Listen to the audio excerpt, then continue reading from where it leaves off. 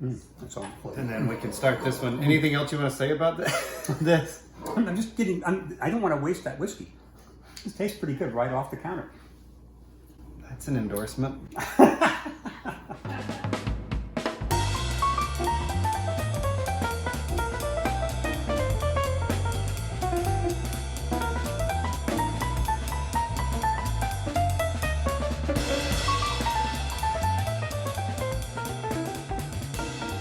Welcome to another Drinkin' with Craig and Roger. I'm Craig. I'm Roger. And happy birthday. I am 39 again for the 30th time. It is amazing. Almost my entire life, you've stayed the same age. Yes. And for your birthday, I gave you this very unusual whiskey. Yes, Eifel Whisky. It's not from Paris. It's from Germany. Anyway, Craig seems to believe that it needs to air a little bit. Yeah, before it's a little tight as a neck pour. So what we thought we would do is we'll review this in our next video. We'll do something else first, but we'll pour this out and let it warm up to the air. Okay, so we have given it probably about 20 minutes or so to open up a little bit, and tried some delicious California rye whiskey in the meantime. Oh, what do you think? Oh, I can smell. It's a complicated smell. Very complicated. I've had this one other time, and it was so hard to know what to make of it. And every time I went back to it, it tasted different. Well, you know, there's some things about it. First of all, it's German. Okay. And it's 100%, you know, unpeated barley malt, yet I smell peat in it. Do you not?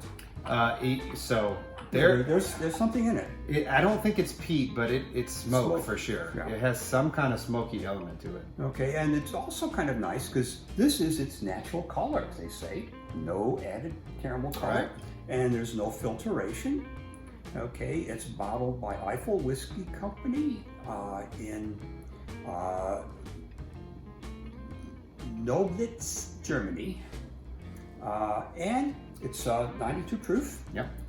And the first distillation is in a copper column still. That's the kind of thing that you know, most American whiskey is done in, and most grain whiskey is done in. Okay. But the second distillation was in a copper pot still. Like Irish whiskey. Like Irish or Scotch whiskey. Oh, it's imported by Anthem Imports, Chambly, Georgia. Just a little north of us. Yeah, close by. And I had never seen this anywhere before. A small local package store put up a little post that they got it in and said, this is interesting. Well, you know, give it a whirl.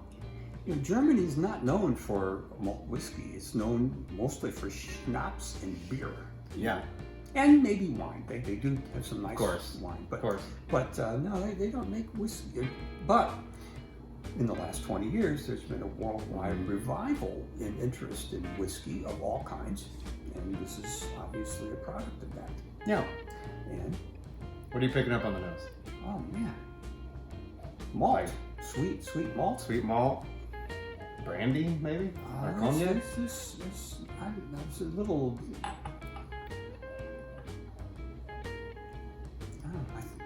They say it's not peated, but that smells like peat to me. But that's Okay. in the nose. Yeah. Yeah, I had to give it a whirl. Had to give it a taste.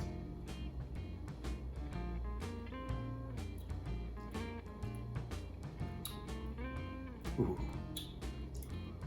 Well, when they say peat, they may mean they've not allowed any smoke to get into the malt.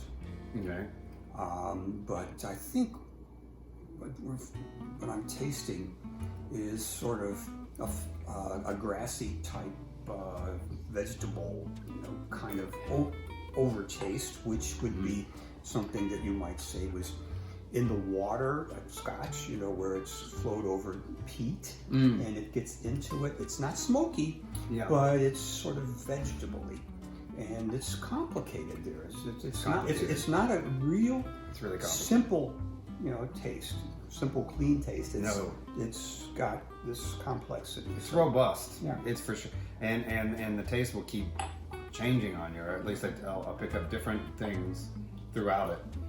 Maybe a little bit of lemon in there, kind of a little bit of lemon smell and taste. Maybe. Yeah, and It's a lot like a lowland Scotch, okay. I think. There's not much spice to it, I don't think. A little bit, but yeah, it's sort of a very round, oily, kind of heavy-bodied, malt. Yeah, heavy body.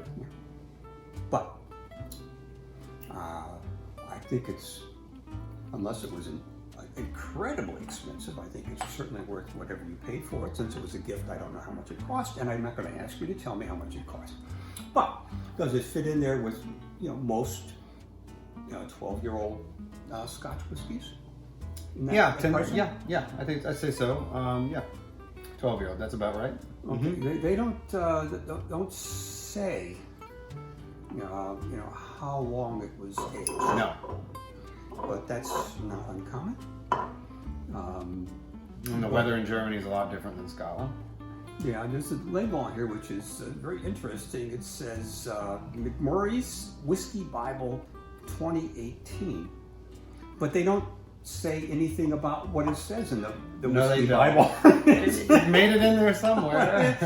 So I guess it got enough attention that they decided let's include it in our. Germany's making a malt. Okay, great. Mm-hmm. Yeah. But if you're looking for something different, and you like to have, if you're into French whiskeys, Japanese whiskeys, and things like that, this certainly stands on its own, I think. Oh yeah, I think it fits in just quite Really nicely. unique. Yeah. So and it's not that young. It's got to be, I would say, at least 8 years by the taste of it. Yeah, it's complex, it's robust, and there's just a lot going on. But most of all, it's really good. Yeah, and it's not been aged in used bourbon barrels either, because I can't taste any bourbon don't get at any all. of So that. you got new barrels here, which are either charred or not. But that's Or I mean, they would probably maybe say it if they'd taken barrels from another kind of distillate, they probably would say that it was aged in that. Yeah, but it could be sherry. Sherry.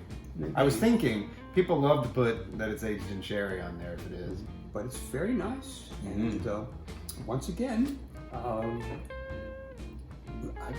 would recommend this.